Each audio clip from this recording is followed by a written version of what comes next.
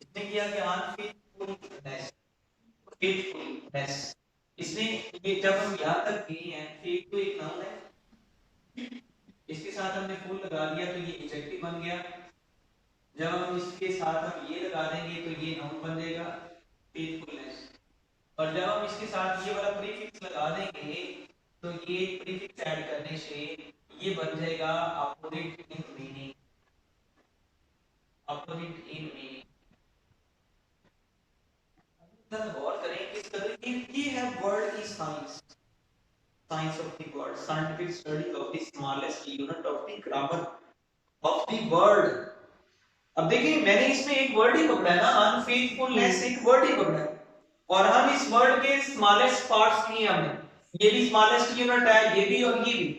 This is the scientific study of the smallest unit of the grammar of the word. इस फिक्रे को grab कर लें, आपका morphology सीधी हो जाएगी आपकी।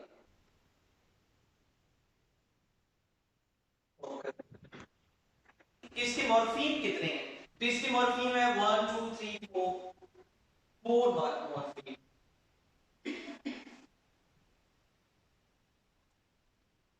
अब हम एक और वर्ड लेते हैं, एक और एग्जांपल हम लेते हैं। ये एग्जांपल नंबर इसमें 1, हम सेकंड एग्जांपल लेते हैं।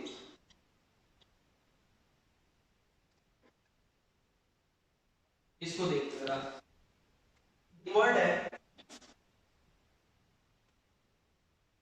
वर्ड है टेलीफोन्स।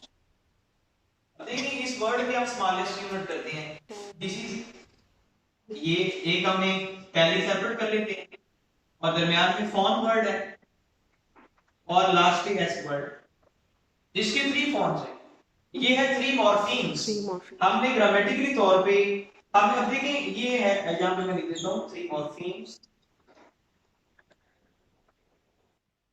अब ये वाला जो मॉर्फीम है ये उसको कर रहा है प्लूरल, ग्रामर के लिहाज से ये उसको प्लूरल कर रहा है। मिसाल के तौर पर हम पहली फॉर्म के साथ एस लगाते हैं तो ये वाला जो एस ई एस है, ये इसने क्या किया, ये ग्रामेटिकली तौर पे हमने लगाया। ग्रामर कह रहे हैं कि अगर ये सब्जेक्ट सिंगुलर है तो पहली फॉर्म के साथ एस लगाए प्रेजेंट इंडेफिनिट केस के अंदर, तो ये भी एक मॉर्फीम है, एस ई एस लगाने वाला एक मॉर्फीम है।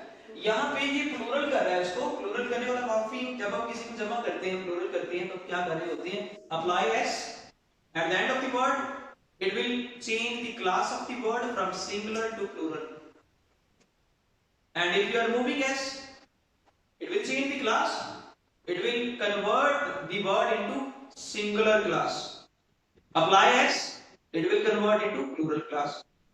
इसी तरह जब हम इसके साथ टेलीफोन, टेलीफोन्स, ये इसमें एक्चुअली जो स्मॉलेस्ट यूनिट है उसकी स्टडी है, क्या हम इन वर्ड्स को साथ लगा के उसकी क्लास चेंज कर देते हैं, और उसकी क्लास किस तरह की क्लास, ये नाउन क्लास है, ये वर्ब क्लास है, ये एडजेक्टिव क्लास है, हम पार्ट्स ऑफ स्पीच की क्लासेस पे चेंज कर देते होते हैं, और हम उसका मीनिंग भी सेमेंटिक्स में क्या क्या पढ़ते हैं, scientific study of the meaning of the words, और उसमें हम उसका मीनिंग भी चेंज कर देते हैं।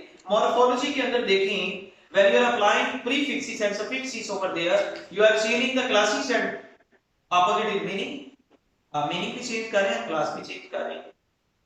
कंप्लीट जो वर्ड है वर्ब है, अनकंप्लीट लगा के आपने उसका एंटोनिम बना दिया, मुतजाद बना दिया ना आपने। स्टॉप।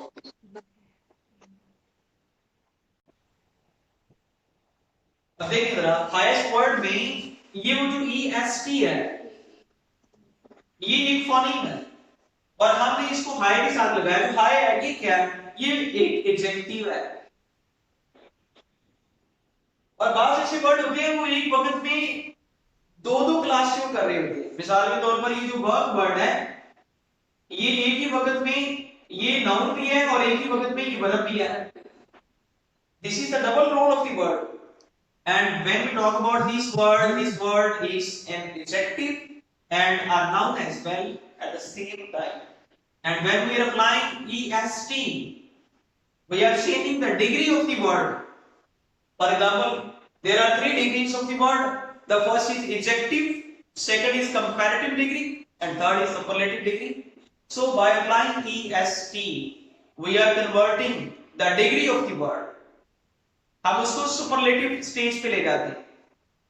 तो ये जो smallest unit of the grammar of the word है, smallest unit, what is the role of this word, what is the role of this phoneme?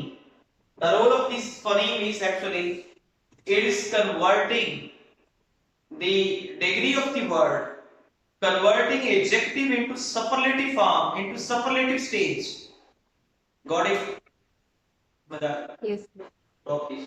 Sir morpheme भी स्मॉलेस्ट स्पीच है और फोनीम भी, तो इन दोनों का हमें डिफरेंस कैसे पता चलेगा? हाँ देखिए, when we talk about phonology, when we talk about phoneme, we are talking just about the sound system of the word, and when we are talking about the phoneme, morpheme, this is we are talking about the written form of the grammar of the word. We are not talking about the sound in morphology. Morphology is the smallest unit of the grammar of the words. हमने तो sound का word इस्तेमाल नहीं किया. Morphology, phoneme और morphology, मैं यहां पे लिख देता हूं दोनों को.